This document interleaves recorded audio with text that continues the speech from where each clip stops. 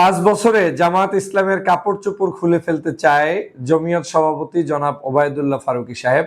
আপনি কাপড় খুলে ফেলতে চাচ্ছেন? গত 16 বছর আপনি আওয়ামী লীগের কারো কোনো কাপড় খুলতে পেরেছেন? রাস্তায় একটা হুঙ্কার দিয়ে বক্তব্য দিয়েছিলেন। বিএনপিকে খুব ভালোবাসেন, বেশ ভালো কথা। আমি তো বাংলাদেশের ম্যাক্সিমাম বিএনপিকে যে আলেমরা এখন ভালোবাসে, আমি সবার কাপড় উদলা খুলে একেবারে খুলে তারপরে প্রমাণ করে দিতে পারবো যে এ প্রত্যেককে ছিল আওয়ামী লীগের দালাল। যখন বিএনপি বিপদে ছিল, তৎকালীন সময়ে জামাত শিবির বিপদে ছিল, আওয়ামী লীগের সময় কোনো ফুস ফাস হুস একজনেও করে নাই। আমার তো মনে হয় মাঝে মাঝে কিয়ামতের ময়দানে সবচেয়ে কঠিন পরিস্থিতি আপনাদেরই হবে, যারা আজকের এই সকল মিথ্যা অপবাদ দিয়ে একটা দলকে সমস্ত মানুষের কাছে প্রশ্নবিদ্ধ করছেন। আজকের এই বাংলাদেশে জামাত ইসলামের এই উর্বরতা দেখে আমি সত্যি আনন্দিত। কেন আনন্দিত? এত বাধা, এত বিঘ্নতা, এরপরেও তাদের এত জনসমর্থন কেন? শতকরা প্রায় এখন পর্যন্ত এইবারের হিসাবেও আপনার ভোটের পার্সেন্টেজে প্রায় 40%-এর উপরে ভোট এই জামাতের।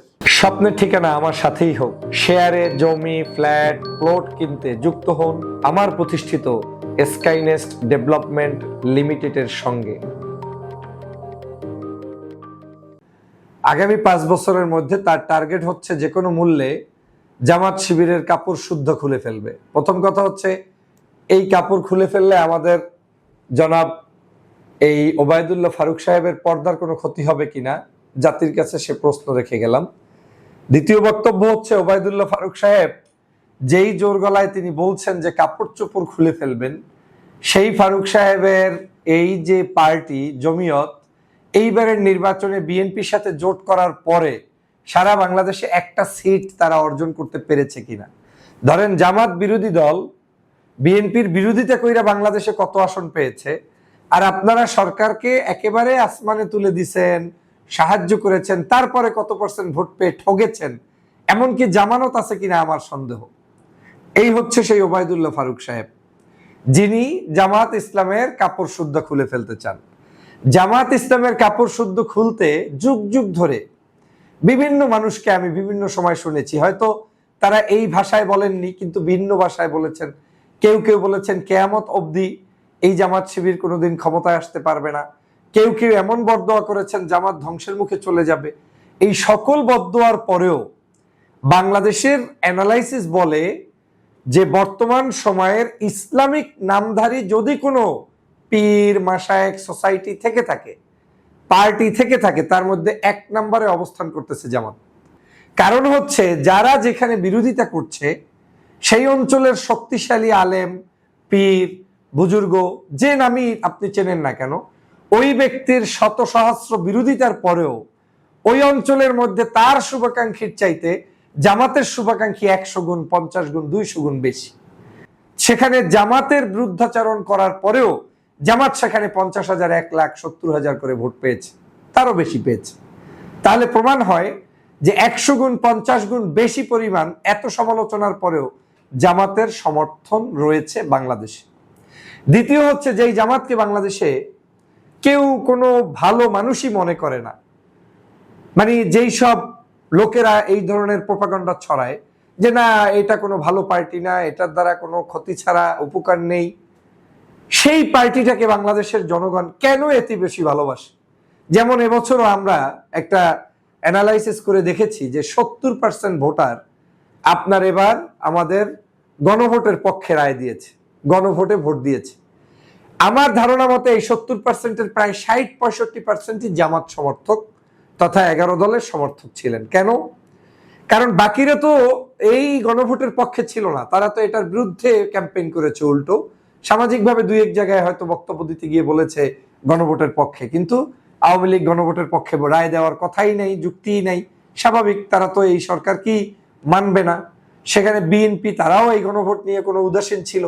তাহলে যারা গণভোটে রায় দিল এই মানুষগুলোই কিন্তু সত্যিকার জামাত শিবিরের লোক ছিল। তাহলে এত সমালোচনার পরেও জামাতকে কেন ঠেকানো যাচ্ছে না? কারণ আগে এক সময়ে অন্ধকারে ঢিল মারতে পারতেন, এখন মানুষ জ্ঞানী হয়েছে, মানুষ এখন পড়াশোনা করে, মানুষ এখন জানে, মানুষ এখন সত্যকে সত্য হিসেবে দেখে।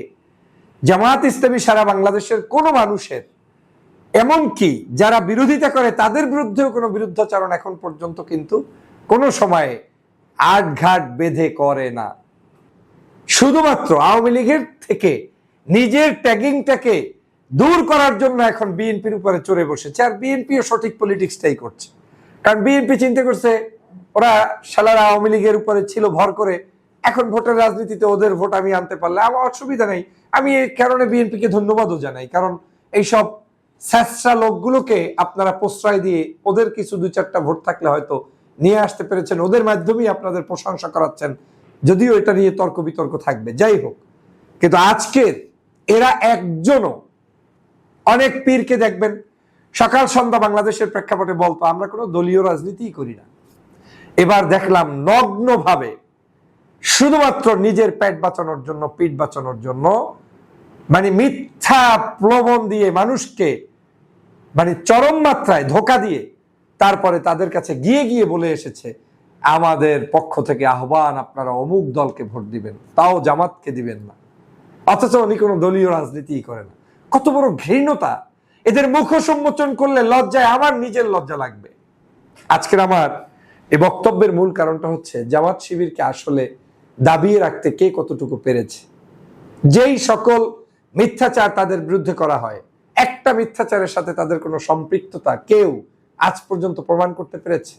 বরং আমি তো মনে করি দেশপ্রেমিক দল হিসেবে 1 নাম্বার জামাত শিবির, রাসূল প্রেমিক হিসেবে 1 নাম্বার জামাত শিবির, ইসলামের যে মূল থিমগুলো সেটাকে ওন করার জন্য 1 নাম্বার জামাত শিবির। তারা ভোট পেয়েছে সারা বাংলাদেশের, আর ওই যে আমি বললাম গণভোট হিসেবে 70%।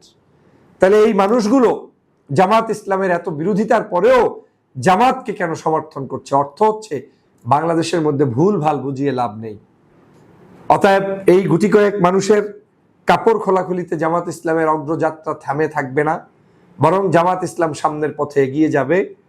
আর এই যে জমিয়ত যারা আজকের দায়িত্ব পালন করছেন এবং জমিয়তের বিশেষ এক নেতা ওবায়দুল্লাহ ফারুক সাহেব যে মন্তব্য করেছেন, আল্লাহ আপনাকে সঠিক বুঝ দান করুক এবং সত্যিকার অর্থেই ইসলামের জন্য কথা বলার তৌফিক দান করুক।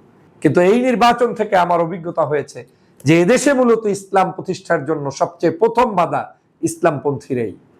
যদি কেউ মনে করেন যে এদেশের ইসলাম কায়েম করতে চান, কোনোদিন পর্যন্ত পারবেন না যতদিন পর্যন্ত আপনার এই ইসলামিস্ট পিপলরা আপনার কল্যাণ চাবে না।